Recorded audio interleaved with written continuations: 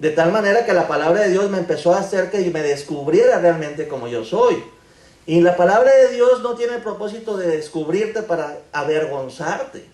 La palabra de Dios tiene el propósito de descubrir todas tus enfermedades internas, todas tus áreas de debilidad para sanarte. Y entonces la palabra de Dios lo que hace es que hace que el hombre, cada vez que se expone a la palabra de Dios, tome decisiones y decida cambiar. Y Señor, ¿sabes qué? En esta área me estoy dando cuenta que no estoy pensando como tú piensas. ¿Sabes qué? En este problema muy particular, yo no siento como tú sientes. ¿Sabes qué, Señor? Yo me doy cuenta que en esta, estoy leyendo de la palabra de Dios, la manera como tú amas, yo no amo. Y entonces uno tiene que hacer ajustes. Cuando uno se alimenta de la palabra de Dios y oye la palabra de Dios con fe, tienes que hacer cambios. Eso significa guardar la palabra de Dios. La palabra de Dios, cuando tú te expones a la palabra de Dios, no para saberla desde el punto de vista de más conocimiento, no, para que cambie, para que como alimento a tu alma, como alimento a tu espíritu. Cuando tú te dispones a que la palabra de Dios te transforme, empiezas a sufrir, hermano, porque hay muchas cosas que te incomodan de la palabra de Dios. Tan es así que solamente hay muchas Biblias que yo a veces me dejan aquí y veo que subrayadas nada más, yo te amo, las promesas de Dios te perdono, pero cuando no veo subrayada de que tienes que negarte a ti mismo, de que tienes que perdonar, de que tienes que servir a Dios, que no debes faltar a tus reuniones, hay muchas citas que no se subrayan, porque la palabra de Dios, cuando queremos nada más, como quien dice, leerla, nos gusta tomar de la palabra de Dios lo que nos gusta. Pero cuando queremos tener un encuentro sincero y honesto con Cristo y queremos que Cristo nos transforme, cuando empezamos a alimentarnos de la palabra de Dios, nos empieza a incomodar, nos empieza a hacernos ver como realmente somos. Pero no se nos olvide que la palabra de Dios fue dejada para nosotros como un alimento que transforma vidas. Es el poder de Dios para cambiar la mente y el corazón del hombre. Por eso Jesucristo, antes de partir al cielo, dijo al Padre: Padre, yo te pido que los santifiques en tu verdad. Tu palabra es la verdad. ¿Qué significa santificar? Purificar. Ya estaban santos porque los que estaban siguiendo a Jesús ya eran seguidores, ya eran apóstoles. Pero cuando Cristo estaba orando por ellos, todavía sabía que faltaba más cambios en la vida de Pedro, más cambios en la vida de cada uno de los apóstoles que simplemente al poquito tiempo lo abandonaron y lo dejaron solo en la cruz. Pero lo que va haciendo cambios en tu vida cristiana es el poder de la palabra de Dios. Por eso para Dios todavía más importante que la maternidad, y hablando de María, que era mamá de Jesús, más importante que ser pariente cercano de Jesús, era que bienaventurados y dichosos aquellas personas que se disponen a oír la palabra con fe y guardarla o ponerla en práctica en su vida.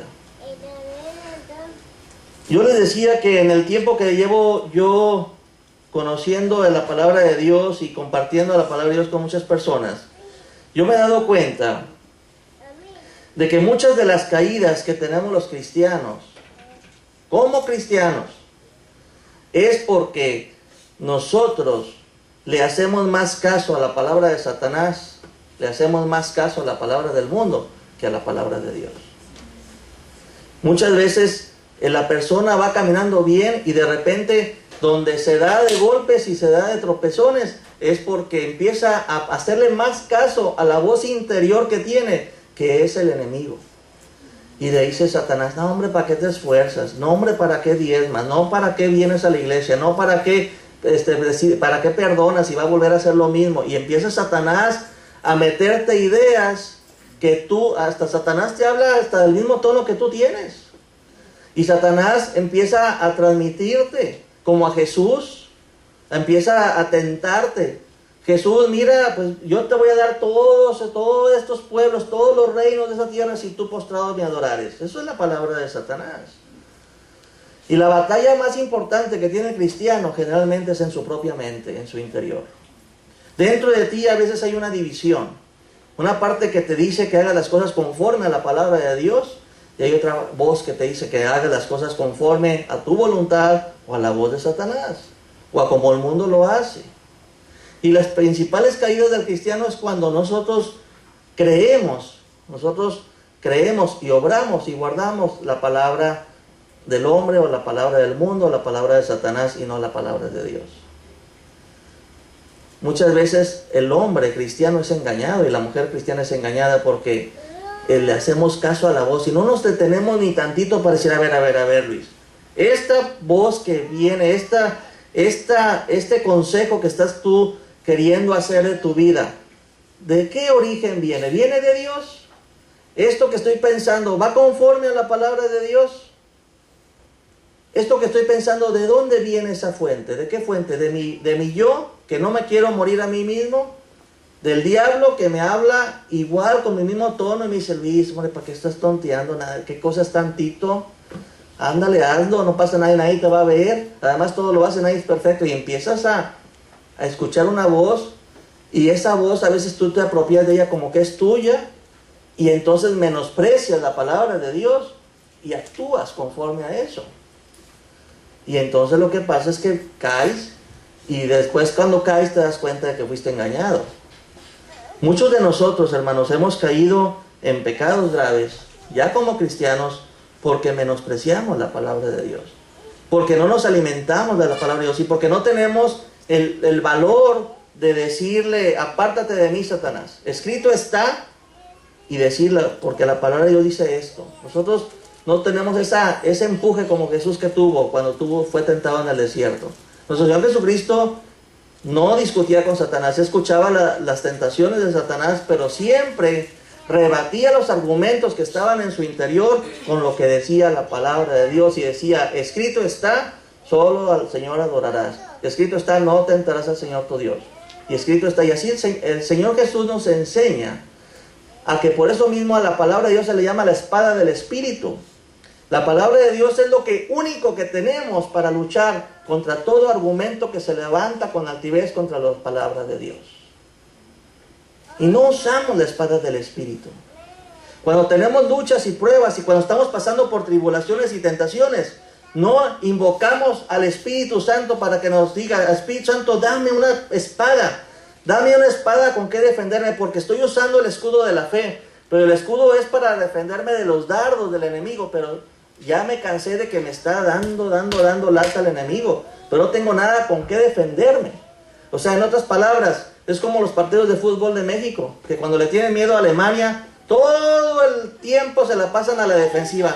Dice, oye, pues ¿cuándo van a meter gol estos muchachos? Y todos los dos tiempos se la pasan de la mitad del campo para atrás.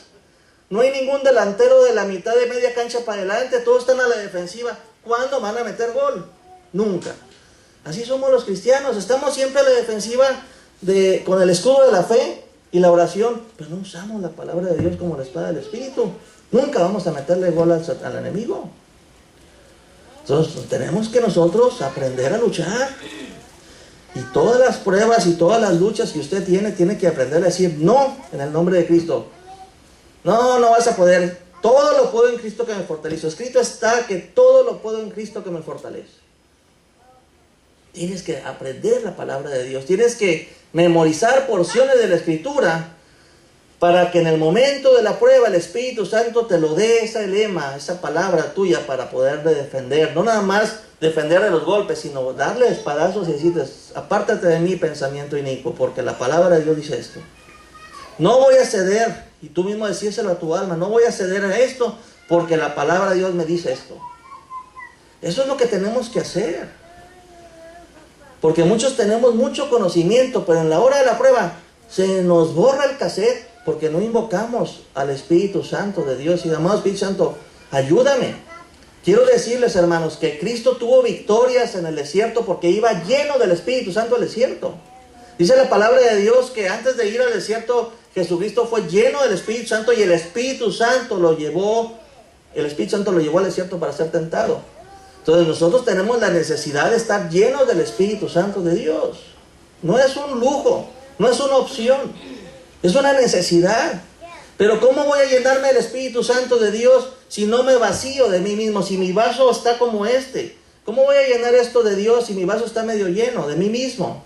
De mis rollos, de mis broncas, de mis cosas, de mi necedad, de mi orgullo, de mi soberbia, de mi rebeldía, del yo que no se quiere morir.